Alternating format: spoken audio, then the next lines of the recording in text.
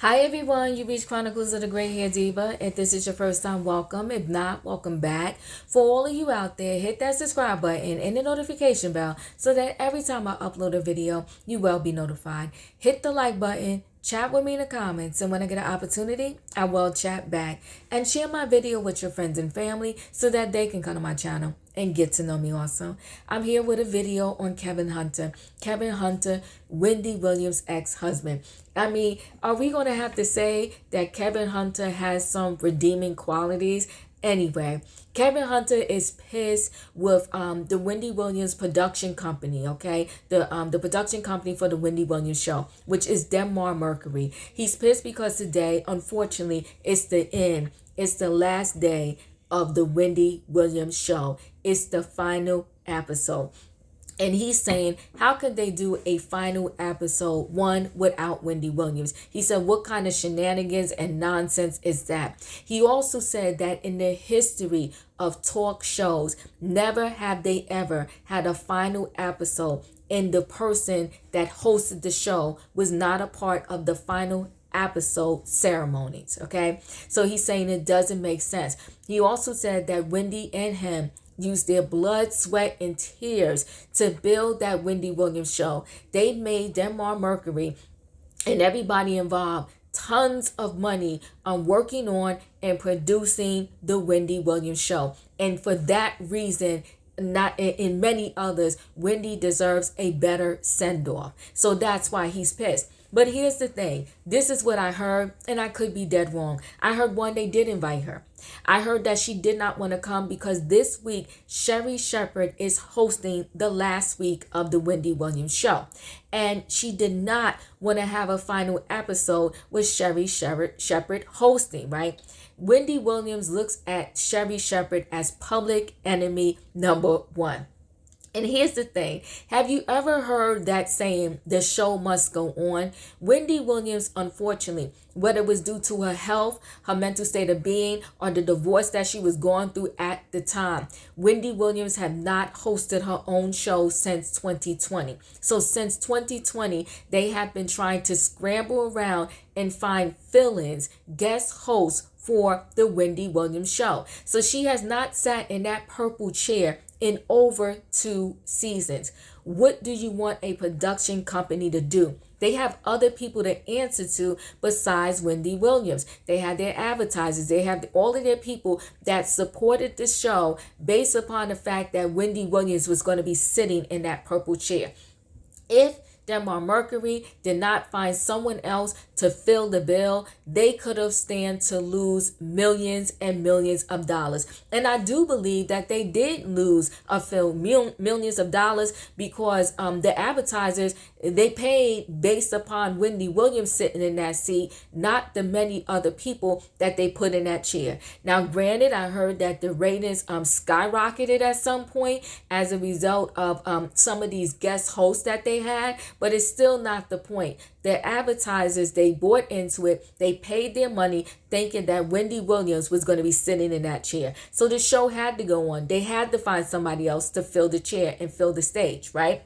So now with Sherry Shepherd, I think was leaving a bitter taste in perhaps Wendy Williams' mouth, and also all of her fans, is the fact the way they ushered Sherry Shepherd in and decided to announce that Sherry Shepherd was going to have her own show before they even decided the fate of the Wendy Williams show and really said, let that whole season play out. I think that's where the production company messed up. They would have been better off today having a nice final closeout show for Wendy Williams and then announce that Sherry Shepherd was going to have her own show. But because they didn't wait, they spoke too soon. They let the egg, the chicken out of the egg, or whatever you call that saying, too soon and too fast. That's why they got a lot of bitter fans. Bitter fans to the point of the fans asked for everyone to do a blackout this week. And when I say blackout, they was asking all of the people not to even watch the Wendy Williams show this final week. Now, I have been watching, okay? I'm not that fanatical.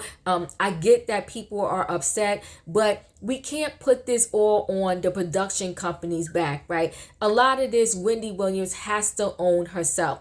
She did not show up for her job. She did not show up for her show. What do you want the people to do? Now, part of this complaint that Kevin Hunter is saying, he's also saying that, Denmark Mercury got into Wendy Williams and his business a little bit too much. So he's saying not only did we give our blood, sweat, and tears to build up this show and make them millions, but we also gave it up so much to the point where it hurt our marriage. Now, Kevin, I want you to slow down just a little bit here. We all know that the major thing, I'm not saying that maybe all the work you had to do, the extra hours, did not put a strain on your marriage, but we all know the biggest strain that was put on your marriage was the fact that you had a mistress who lived a few blocks away from your marital home. So half of the time you was married to your wife, allegedly you was cheating on your wife, and then this mistress actually had a baby. So we know that that was the major strain on your marriage, not the duties and everything that you had to do to build up the Wendy Williams show. But he's claiming that. But you also know that Kevin is actually suing Denmark Mercury for wrongful termination. He's saying he got terminated because he was breaking up, or he broke up, or he got divorced from Wendy Williams, and that they should have never been in that business. I don't know why was the actual thing that was written as to why he was terminated, because I do believe that he was also an executive producer on the Wendy Williams show. So I guess in addition to being Wendy Williams' manager, he was an executive producer on the show. So I get it. Wendy Williams has the right to have whatever manager she wants, so she can fire him as a manager. But did they have the right to fire him as the executive producer? Was he not performing well, but yet all before the demise of their marriage, he was performing well? So he might have a dog in his fight. He might have something on his side in terms of this particular lawsuit. So him speaking out right now, is he really speaking out because he still cares? And I'm not saying care about her in a way where he wants to get back with her, but just cares about the woman that he was married to for over 2 decades. Is he speaking out and saying that they're doing her dirty because he cares? Or is him speaking out self-served? Is he serving himself? Is this all for his own agenda so he can again say, you know what, not only did they do my wife dirty, but they did me dirty, and that's why I'm suing them. So anyway, guys, what do I think?